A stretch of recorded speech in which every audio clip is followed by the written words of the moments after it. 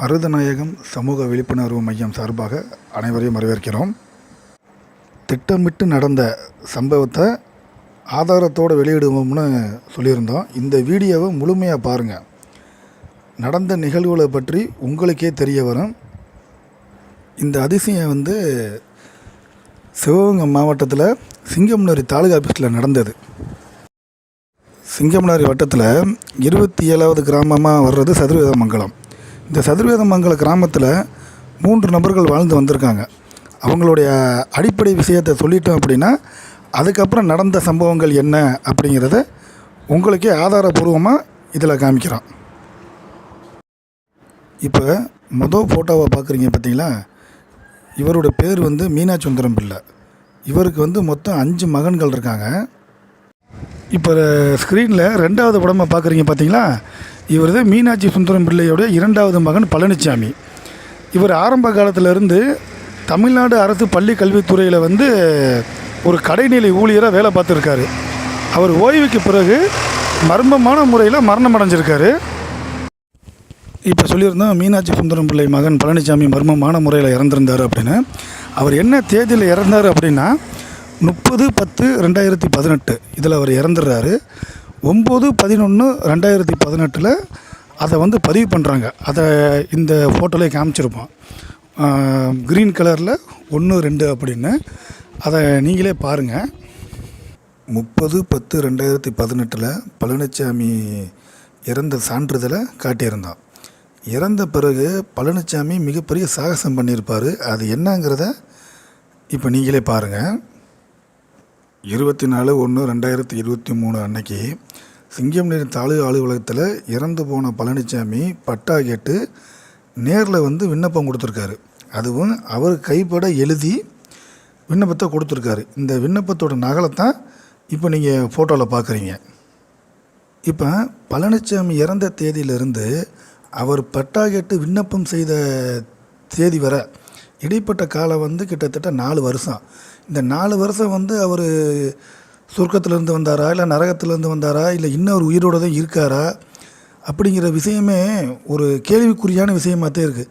ஏன்னா இறந்து போன மனுஷன் கைப்பட எழுதி ஒரு பட்டா கேட்குறாரு அப்படின்னா இது எவ்வளோ பெரிய அதிசயங்கிறத பார்த்துக்குங்க. இப்போ ஒரு சர்ஜ்மெண்ட் பார்க்குறீங்க பார்த்தீங்களா, இந்த தீர்ப்பை சென்னை உயர்நீதிமன்றம் மதுரை கிளை நீதியரசர் ஆர் மகாதேவன் கொடுத்துருக்காங்க. அதில் என்ன சொல்கிறாங்கன்னு பார்த்தீங்க அப்படின்னா, ஒரு சொத்து குறித்து பட்டா பெயர் மாற்றம் செய்யணும்னு சொல்லி ஒரு மனு அளிக்கிறாங்க அப்படின்னா அரசு அதிகாரிகள் முதலில் சம்பந்தப்பட்ட இடத்தை கள ஆய்வு பண்ணணும். அதன் பிறகு ஆவணங்களை பரிசீலனை செய்யணும். அதன் பிறகு ஏற்கனவே உள்ள பட்டாதாரருக்கு தமிழ்நாடு பட்டா பாஸ்புக் சட்டம் பிரிவு 3 உட்பிரிவு 7 படி நோட்டீஸ் அனுப்பணும். நோட்டீஸ் அனுப்பி அவர்களுடைய விளக்கத்தையும் கேட்கணும். ஆவணங்களை பரிசீலனை செய்து விளக்கத்தை முழுமையாக பெற்ற பிறகு உரிய முறையில் விசாரணை நடத்தி அதன் பிறகு பட்டா பெயர் மாற்றம் செய்யணும். இதில் எந்த ஆய்வும் செய்யாமலும் எந்த ஆவணங்களை பரிசீலிக்காமலும் நோட்டீஸ் அனுப்பாமலும் தன்னிச்சையாக பட்டா பெயர் மாற்றம் செய்தால் அந்த அரசு அதிகாரிகளின் மீது துறை ரீதியான நடவடிக்கை எடுக்கணும்னு சொல்லியிருக்காங்க. முதல்ல சஸ்பெண்ட் பண்ணணும், தேவைப்பட்டால் பணி நீக்கம் கூட செய்யலாம். அதனால் இந்த வழக்கின் தீர்ப்பை அனைத்து மாவட்ட கலெக்டர்களுக்கு அனுப்பி வைக்கணும். போலி பட்டா வழங்கிய அதிகாரிகளின் மீது வரக்கூடிய புகார்களை வரிசையாக பட்டியலிட்டு விசாரணை நடத்தின. விசாரணையில் போலி பட்டா செய்தது உண்மையானால் உடனடியாக சஸ்பெண்ட் செய்யணும்.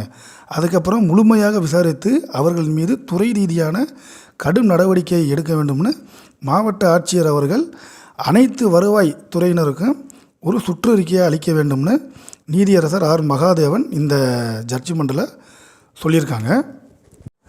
இப்போ ஒரு ஃபோட்டோ பார்க்குறீங்க பாருங்கள். அதில் ரெட் கலர் பாக்ஸ் போட்டு காமிச்சிருப்பான். கூராய்வு செய்யப்பட்டுள்ளது அப்படின்னு சொல்லி ஒரு அதிகாரி சைன் பண்ணியிருப்பார். அதுக்கு கீழேயே பார்த்தீங்க அப்படின்னா வட்ட துணை ஆய்வாளர் அவரும் சைன் பண்ணியிருப்பாங்க. இப்போ இதுக்கு முன்னாடி சொன்ன மாதிரி தமிழ்நாடு பட்டா பாஸ்புக் சட்டம் பிரிவு 3 உட்பிரிவு 7 கீழே கள ஆய்வு பண்ணியிருக்காங்க. ஆவணங்களை பரிசீலனை பண்ணியிருக்காங்க. முன்னால் உள்ள பட்டாதாரர்களுக்கு நோட்டீஸ் அனுப்பி விசாரணை செஞ்சுருக்காங்க. விண்ணப்பதாரர்களையும் இறந்து போன பழனிசாமியவும் விசாரணை பண்ணியிருக்காங்க. அதன்படி தான் இந்த கூராய்வு செய்யப்பட்டு அந்த இடம் வந்து பாகம் பிரிக்கப்படுது. அதை நீங்களே பாருங்கள். அடுத்து இப்போ ஒரு ஃபோட்டோ பார்க்குறீங்க பாருங்கள். இதுதான் அந்த இடத்தோட நிலம். அந்த நிலத்தை தான் வந்து செத்துப்போன பழனிசாமி வந்து 24 1வது மாதம் 2023 விண்ணப்பம் பண்ணியிருக்காரு. அதில் வந்து அதிகாரிகள்லாம் கலாய்வு பண்ணிட்டாங்க, ஆவணங்களை பூரா பரிசீலனை பண்ணிட்டாங்க, முன்னால் உள்ள பட்டாதாரர்களை பூரா விசாரணை பண்ணிட்டாங்க. இறந்து போன பழனிசாமி விண்ணப்பம் பண்ணியிருக்காருல்ல, அவரையும் சரிவர விசாரித்து அந்த இடத்த வந்து உட்பிரிவு பண்ணியிருக்காங்க. அந்த உட்பிரிவு பண்ணியிருக்கிறத தான் உங்களுக்கு நான் வந்து நாங்கள் ரெட் கலரில் பாக்ஸ் போட்டு காமிச்சிருக்கோம். இப்போ பார்க்குற ஃபோட்டோவில் பட்டா மாறுதல் உத்தரவு. இதில் வந்து பார்த்திங்கன்னா மனுதாரர் யார்? பழனிசாமி. மனு நாள் வந்து 24/1/2023. அறிக்கை நாள், பட்டா வழங்குகிற நாள் வந்து 31/1/2023. இந்த 24ஆம் தேதியிலேருந்து 31ஆம் தேதி இந்த 8 நாளைக்குள்ளே அதிகாரிகள் பூரா போய் கள ஆய்வு பண்ணிட்டாங்க, ஆவணங்களை பரிசீலனை பண்ணிட்டாங்க, சம்மந்தப்பட்ட நபர்களுக்கு நோட்டீஸ் அனுப்பிட்டாங்க, இறந்து போன பழனிசாமி விசாரணை பண்ணிட்டாங்க, இப்போ பட்டாவும் கொடுத்துட்டாங்க. பார்த்துக்குங்க. அவர் இறந்தது என்றைக்கு? 30/10/2018. ஆனால் அவர் வந்து என்றைக்கு விண்ணப்பம் பண்ணுறாரு? 24/1/2023. பட்டா என்றைக்கு கொடுக்குறாங்க? 31/1/2023. இப்போ இந்த காணொலியை பார்த்த அனைவருக்குமே தெரிஞ்சிருக்கு இது வந்து போலி பட்டா தான் அப்படின்னு. இந்த போலி பட்டாவுக்கு பின்னால் திட்டமிட்டு வேலை பார்த்த அரசு அதிகாரிகள் ஒரு சில பேர் இருக்காங்க. அதுக்கு முழுக்க காரணம் யார், எதனால் இப்படி செஞ்சாங்க அப்படிங்கிறத அடுத்த வீடியோ பதிவின் மூலம் ஆதாரத்தோடு வெளியிடுகிறோம். மருதநாயக சமூக விழிப்புணர்வு மையத்தின் சார்பாக வணக்கங்களும் வாழ்த்துக்களும். நன்றி.